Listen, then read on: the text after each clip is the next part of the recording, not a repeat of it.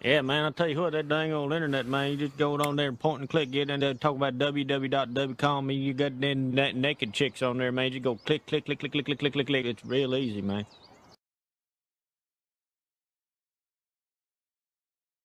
The Spider-Man Far From Home trailer is about to play, but if you haven't seen Avengers Endgame yet, stop watching because there's some serious spoilers about to come up. But if you have seen Avengers Endgame, enjoy the trailer. Everywhere I go, I see his face. I just really miss him. Yeah, I miss him too. I don't think Tony would have done what he did if he didn't know that you were going to be here after he was gone.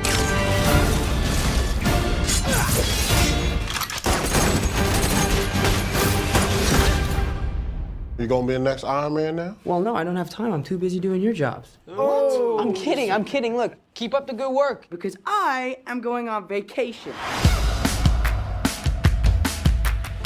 Heads up, Nick Fury's calling you. I don't really want to talk to Nick Answer Fury. the phone. Why? Because if you don't talk to him, then I have to talk to him. I don't want to talk to him. You sent Nick Fury to voicemail? I gotta go. You do not ghost Nick Fury. What up, dorks? What's up? We're just talking about the trip. I'm here in St. Marco Polo's. Oh, I think MJ really likes me. That reminds me when I first fell in love. You're a very difficult person to contact, Spider-Man. This is Mr. Beck. We could have used someone like you on my world. Your world? Beck is from Earth, just not ours. The snap tore a hole in our dimension. You're saying there's a multiverse? We have a job to do, and you're coming with us. There's gotta be someone else you can use. What about Thor? Off-world. Captain Marvel? Unavailable. But I'm just a friendly neighborhood Spider-Man. Bitch, please, you've been to space. What do you want, Peter? I want to go back on my trip with the girl who I really like and tell her how I feel. MJ, I am Spider-Man. No, of course I'm not. I mean, it's kind of obvious. You're right, you may not be ready, but this is my responsibility. Saving the world requires sacrifice. Sometimes people die. Oh my God. I just always feel like I'm putting my friends in danger. The world needs the next Iron Man. You going to step up or not?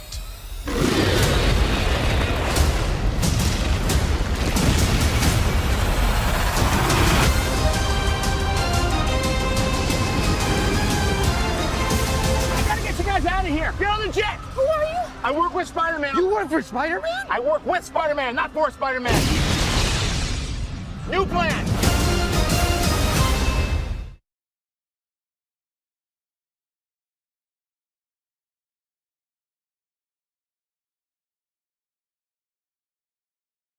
Hey everybody, welcome to Too Old for Comics podcast. I'm Steve. And I'm Mike.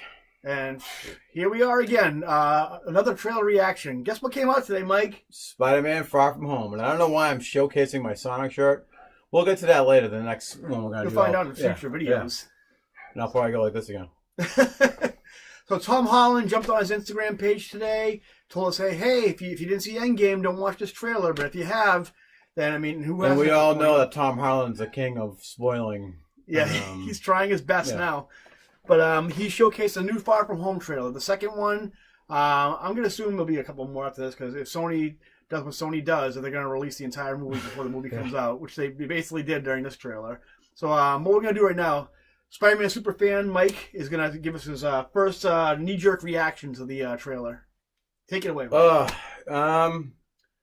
Where do I begin? It was great. I loved every part of it. It's though for me, it's hard to get an honest reaction of a Spider-Man film for me because I almost love every single one. Even the Amazings movies I liked, there was things I liked about it, things I hated. So you got to take mine with a grain of salt because it's hard for me to say anything bad about Spider-Man. It's like a pregnant wife saying, "Honey, is she more pretty than me?" Exactly. Why don't you tell what would you like about it? What I like about it? Well, I like the fact that it takes place right after Endgame. Spoiler alert yet again. So, make sure you like and subscribe, then turn this off. Yeah. If you haven't seen it yet, oh well. Go to previous videos for our thoughts on Endgame. Yeah. Well, it starts off after with Peter. He just came back from the snap 5 years later. So this movie does take place 5 years later. Mm-hmm. But Peter is in mourning with Tony Stark being dead. Everywhere he goes, he's reminded of Tony. Tony Stank. Tony Stank. Yeah, Tony Stank. Too soon? Remember Marvel Stan Lee cameo? We then have a scene with Happy Hogan saying, I don't think Tony would have done what he did if he knew you weren't coming back. Mm-hmm. So you really see that there was a great, I don't want to say father-to-son relationship, more of an uncle,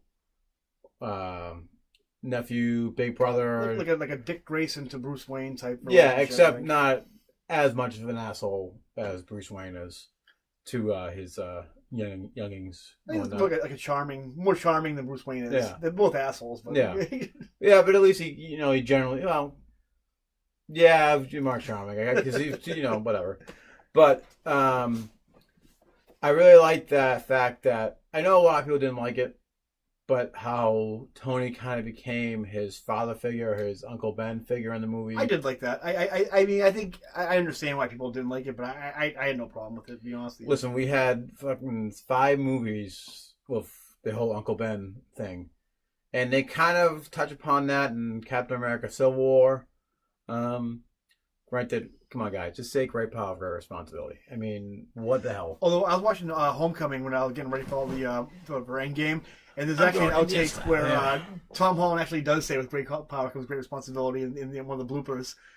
And that's what they should have said. Granted, I did like how they worded it in Civil War, like when you have these powers, they're good writers. Yeah, and then the bad things happen, they do nothing to stop it.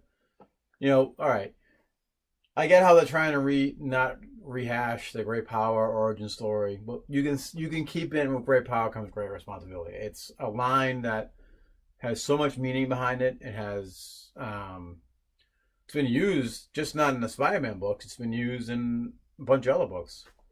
I think it was even used in Onslaught. But again, I digress because I do that. Mike, Far From Home trailer. Yes, Mike, stay on focus. See, when I go on focus, I kind of forget where I'm at. So we then enter basically where Nick Fury is trying to get a hold of Peter Parker, and Hogan's like, you can't ignore Nick Fury. You gotta pick up. He's Nick Fury. He's like, I don't want to talk to Nick Fury. So then he hangs up on him and he goes, oh, you can't ghost Nick Fury. So then now Peter's in New York City. He's helping the cops, and they say, "Oh, you're gonna be the next Iron Man?" Mm-hmm. And he goes, "No, I'm too busy doing your job." So they have the funniness in it and whatnot. Yeah. It's basically the seems like they're setting Peter up to be the next Iron Man because he's definitely I wouldn't say as smart, but he is one of the smartest people. Even though they showed no evidence of that in the movies yet at all. That's true. So, but yeah, because in the first one, he was kind of like, I'm bigger than this. I'm not. They've shown that he can make web fluid, and then other than that, his high school friend had to figure out how to hack a suit. Yeah, and everything else. So it's really he's a good chemist, but they haven't showed any of him being excelling in anything else. No, hopefully we get there. Yeah. We see Peter Parker as the smart scientist that he can be. Like, I'll touch on that when I give my thoughts on the trailer. Kind of like a bioengineer. He's always kind of he's more like he's a chemist. Yeah. And then Peter's like, I just want to go on vacation with my friends. He was on vacation to Europe, England, and whatnot.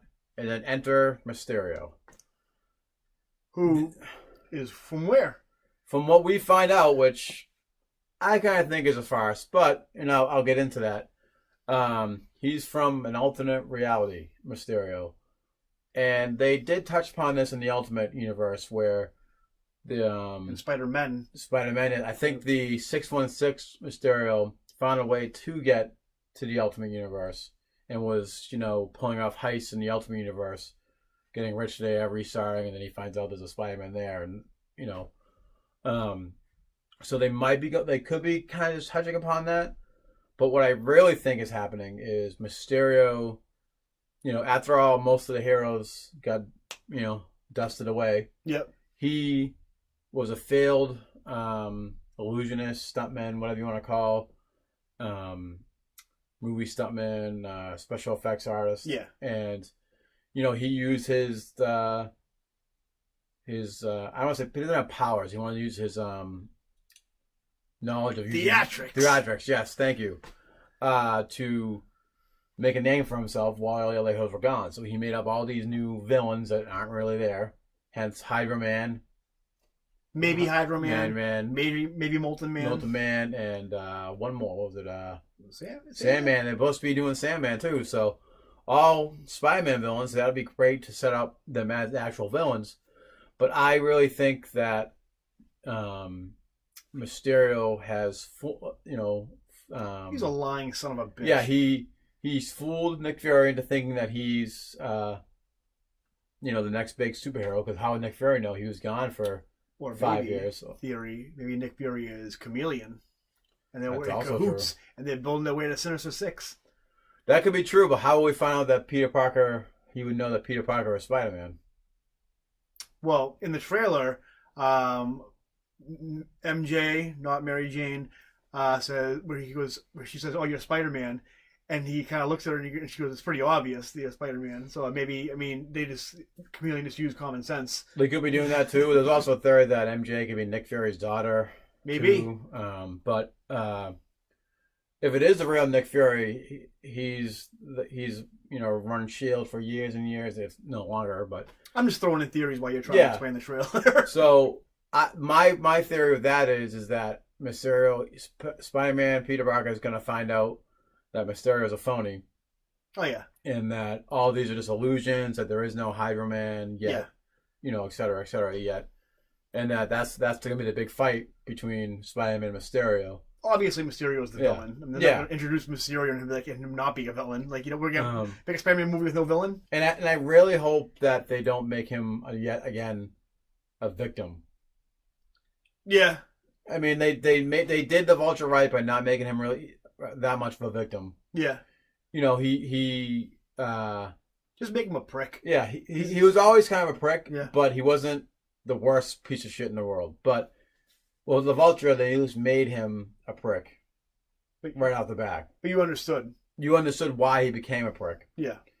And he did everything he could to protect his family, and but deep down he was still a prick. So I like that. And I hope they do that the same with Mysterio, where he was always thought too well of himself. Just make him try to be pulling one over on Spider-Man and stuff. Don't overthink it. Just make Mysterio what Mysterio is. Yeah. And just stop making them victims. It made sense with Norman Osborn to be a victim of his own.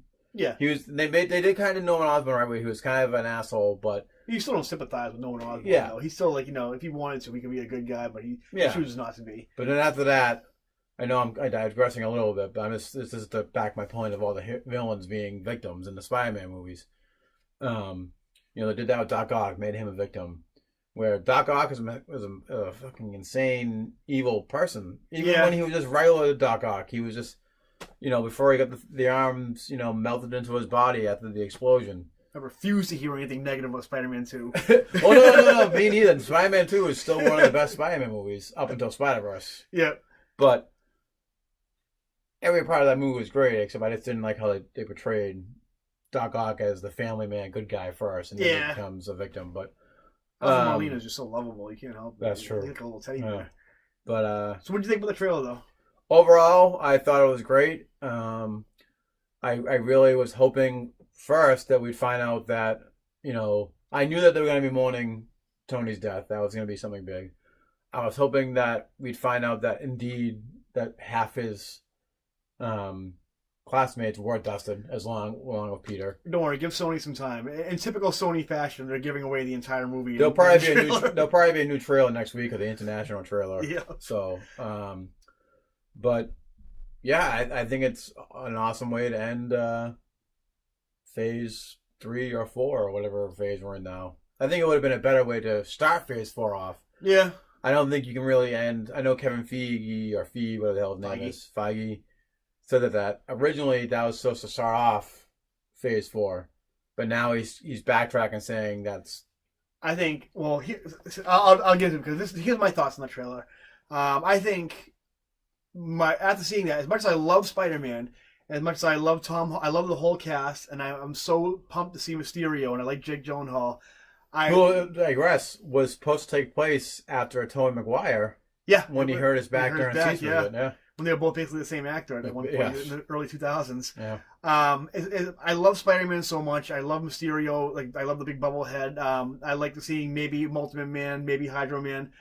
But after seeing that, I'm starting to think that my worst fears of what was going to happen to Marvel is happening right now, where they've had Thanos come in and they've painted themselves into a corner. Kevin Feige hasn't announced anything besides like the Eternal stuff, and so basically it's like, where do they go from here? So right now they've and I noticed this during Endgame. As much as I loved Endgame, there were points where I realized, okay, they're starting to enter now my least favorite era of Marvel, which is the Axel Alonso era of Marvel. I noticed it first when all the A-Force scene in the battle, and I'm like, oh, okay. And then with the part where Sam Wilson gets the shield at the end of Endgame, and I'm like, oh, okay, now I see. Well, I mean, they did say that diversity is going to be a big part of Phase 4. And now it's a big part of Axel Alonso's era of Marvel. And now also they're leaning heavily into the Dan Slott era of Spider-Man right now. They're doing the Peter Parker as the new Tony Stark, which Dan Slott did. They've mentioned they're doing all like the different costumes like Dan Slott did.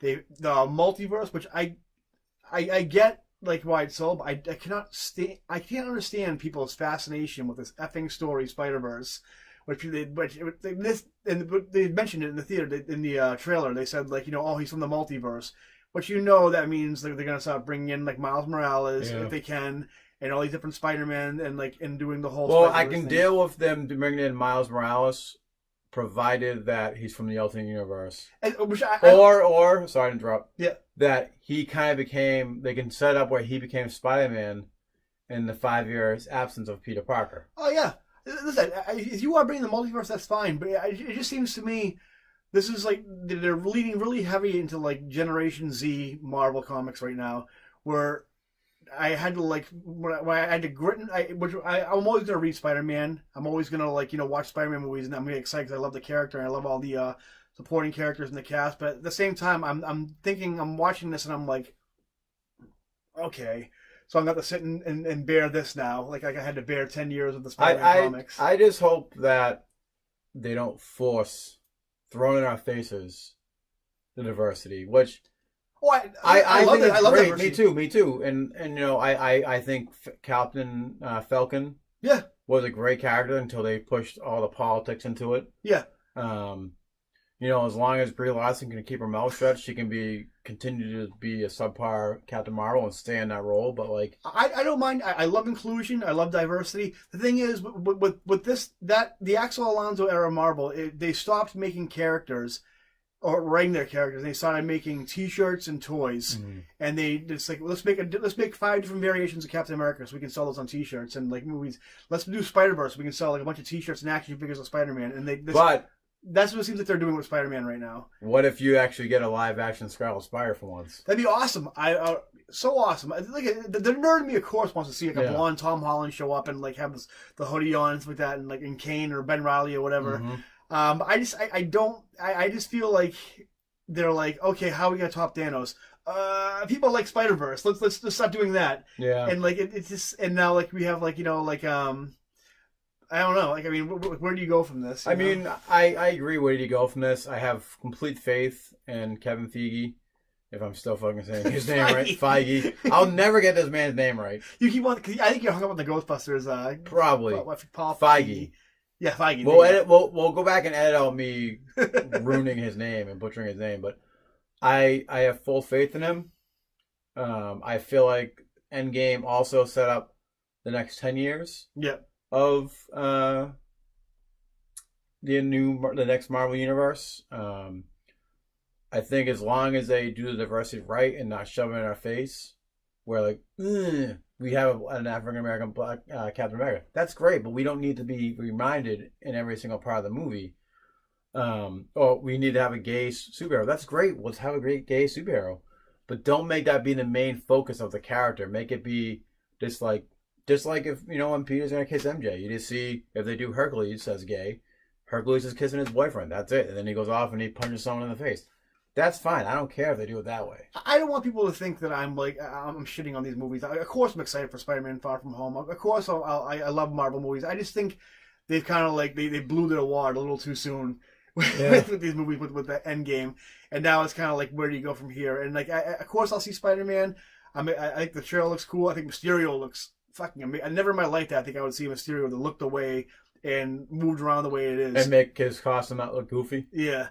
So maybe I'm cautiously, just like Peter Parker should be in the comics anyway. I'm cautiously optimistic about this movie. I hope it does good. But I hope that Iron Spider-Man costume is only in for like a minute, because it was only in for like 5 minutes in the comics, and I don't want, basically what he's turning into now is like that kid kid Spider-Man, Spider-Boy in the comics. Oh yeah. And the mechanical.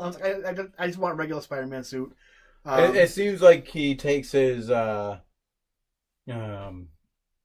suit. Yeah. To it seems like there's multiple suits in that. But please, Feige, Marvel, do not take your cues from Dan Slott's Spider-Man, which it seems like you're doing. Please, if you're doing that, stop now. Yeah. and if you're gonna do that, just have Sony do Spider-Man movies again, because I don't want to see that. And have Spider-Man just in the Avengers or in the Avengers movies. But I do see them doing the next Avengers movies, which will probably be 5 years from now, 5-6 years from now. They're gonna set up just like they did with the original cinematic universe: Iron Man, Cap, Thor, etc., etc. Yeah, another video. We'll cast it in Phase 4. Phase 4. Yeah. Phase 4 Avengers. We'll do that. And I think the new movies will be called New Avengers, kind of like the Bendis book. Why not? And then they're gonna have the newest team of Avengers. But yeah, we'll get to that, because that's a whole new podcast that I have. I'm so excited to get into if we do it. So that's our knee-jerk reaction to the Spider-Man: Far From Home. Mike was a little more light and bright, rainbows. I was a little more doom and gloom. I'm like Captain America. I'm more optimistic. You're kind of like Iron Man now. That's what we are. Yeah. Well, and Iron Man was the asshole in Civil War too, so I guess it's kind of fitting, I guess. But that's it for this episode. Remember to like and subscribe. And Spider-Man: Far From Home. When's it come out? July 4th or 5th. I know I'll be away that weekend. It's in July. We'll still see it. All right, guys. See you next time. See you later. Bye-bye.